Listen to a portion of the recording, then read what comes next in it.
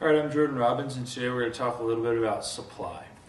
So supply is an upward sloping curve, right? Meaning at higher prices, firms are willing to supply more of that good.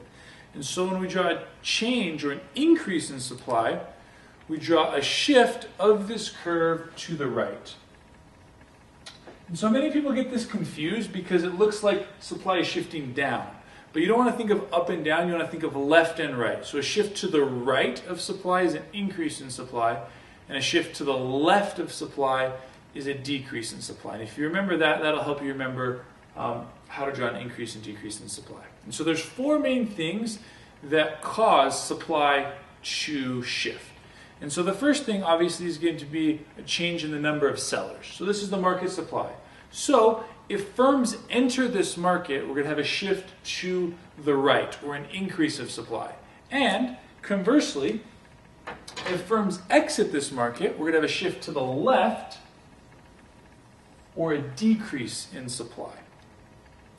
And so the next thing that's going to affect the supply is going to be technology. And so if there's some sort of technological advance that allows us to produce more of that good, we can draw that as an increase in supply. Also, we have input prices. This is another really important thing that affects supply. So if there's an increase in input prices, there's going to be a decrease in supply. So if wheat becomes more expensive, there's going to be a decrease in the demand for bread. And then the last thing is expectations about future prices. So if firms expect prices to be high in the future or prices to rise tomorrow, they're going to supply less today. They're going to hold some of that supply and hold it until there's a higher price. And so that's going to decrease the supply today if firms expect higher prices.